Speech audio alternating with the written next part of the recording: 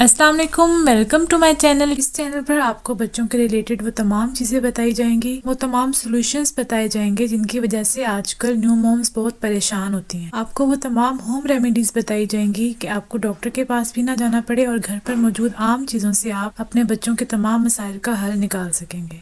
तो time waste के बगैर चलते हैं आज के टॉपिक की तरफ।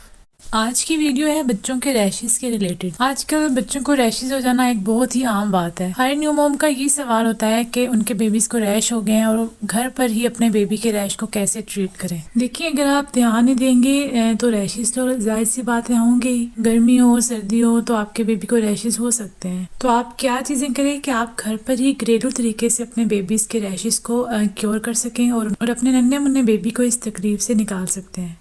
तो वीडियो को एंड तक लाजमी देखिएगा ताकि आपका नन्हा मुन्ना सा बेबी इस पेन से निकल सके। पहले तो ये जानिए कि बेबीज में रैशेस की रीजंस क्या है, काजेस क्या है जिस वजह से बेबीज को रैशेस होते हैं। हम वन बाय वन ये डिस्कस करेंगे कि किस वजह से बेबीज को आजकल रैशेस हो रहे हैं। फर्स्टली, या तो आपने डायपर बहुत देर तक गीला आपने पहना कर रखा है, आप सो गए या बच्चे ने बहुत ज्यादा पेशाब कर दिया है, डायपर गीला हो गया, पसीना आ गया, गीले डायपर को पहने पहने इसको रैशेस हो गए। जैसे कि बड़ों को भी हो जाते हैं। बड़ों के प्राइवेट पार्ट्स जो हैं वो हल्के से गीले रह जाएं तो वहां पर भी रैशेस हो जाते होते हैं। ठीक है, अगर आपने गीला डायपर ज़्यादा देर तक लगा कर रखा तो इससे भी रिएक्शन हो सकता है और रैशेस हो सकते हैं। सेकेंडली, अगर बच्चे ने पोटी कर दी है और पोटी के अंदर एक एसिड होता है, बहुत सारी चीज़ें ऐसी होती हैं, सब्सटेंसेस होते हैं जो कि स्किन पे लगेंगे तो रिएक्शन होगा। Potty it is not suppose to touch to your skin. हम नॉर्मली पोटी करते हैं तो वॉशरूम जाते हैं, बच्चा तो वॉशरूम में नहीं जा सकता, वो उसी में करता। So you have to be very vigilant को टाइमली उसको क्लीन करना है। उसने पोटी डायपर में की हो या लंगोट में, आपने उसको क्लीन करना है टाइमली। लंबे अरसे तक अगर वो टच करती रहेगी स्किन को तो वो रैश करेगी ऑफ कोर्स।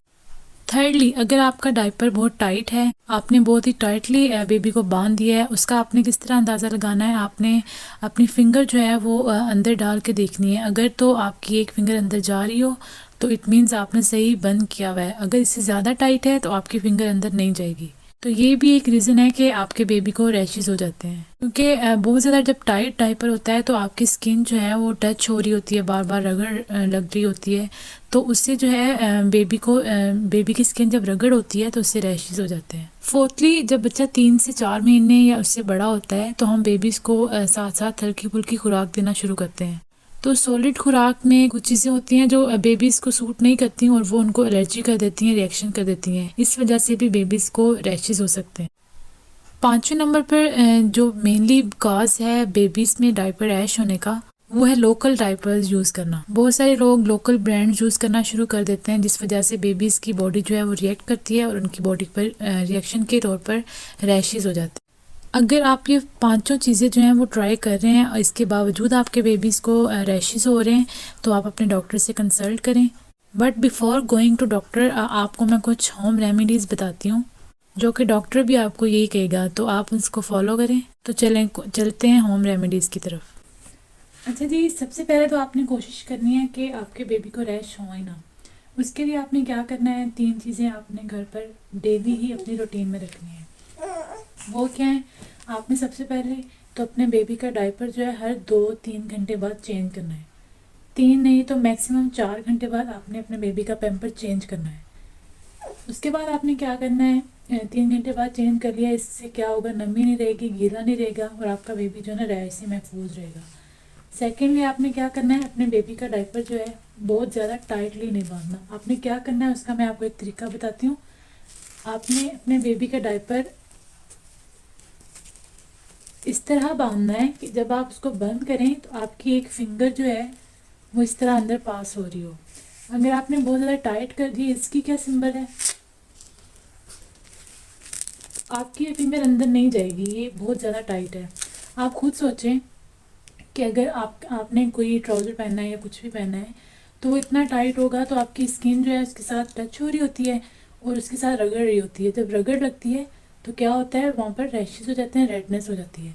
तो आपने इसको थोड़ा सा लूज़ बांधना है ताकि आपके बेबी का डायपर जो है वो स्किन के साथ टच ना हो और रगड़ ना हो। टच तो होगा बट वो रगड़ेगा जब, तो उससे क्या होगा, रैशेस होंगे।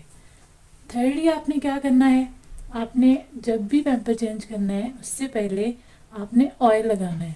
आपने पैम्पर चेंज किया, ऑयल लगाया, कोई भी ऑयल ले लेना है, सरसों का ऑयल ले सकते हैं, लेवेंडर ऑयल ले सकते हैं, कोकोनट ऑयल भी बहुत बेस्ट है, वो ले सकते हैं।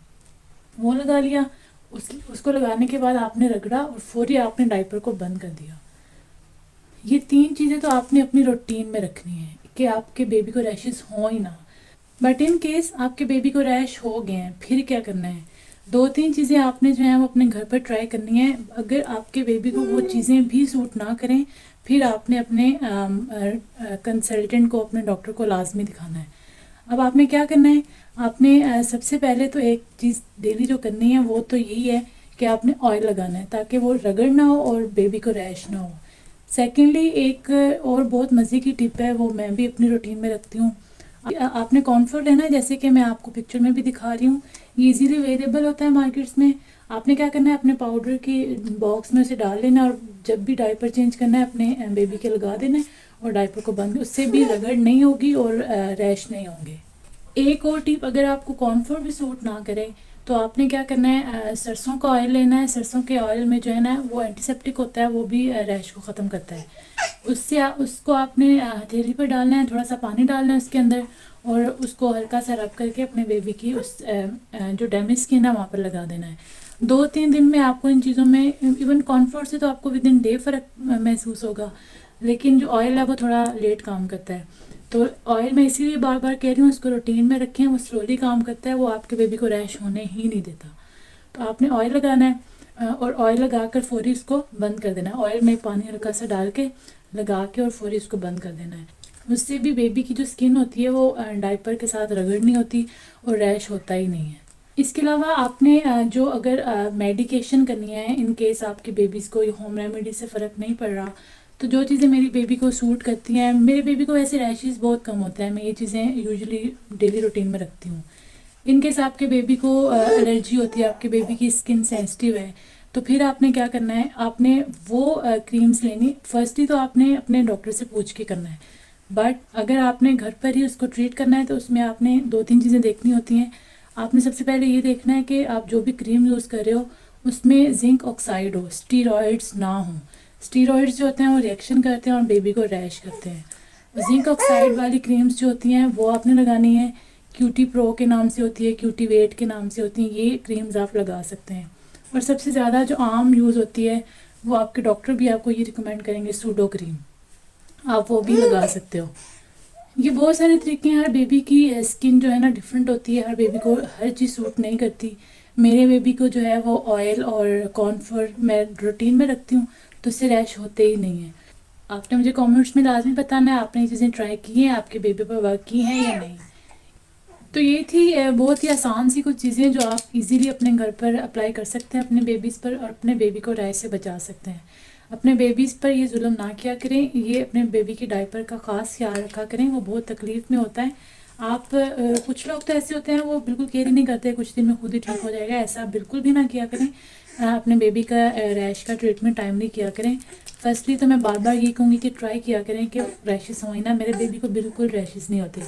मेरी ये चीज़ें आमतौर पर रूटीन में हैं। उम्मीद करती हूँ आपको ये वीडियो पसंद आई होगी। मज़ीद इस तरह की टिप्स एंड ट्रिक्स के लिए मेरे चैनल को सब्सक्राइब कर लें और बेल आइकन के बटन को दबा दें ताकि हर आने वाली वीडियो आप तक सबसे पहले पहुँचे।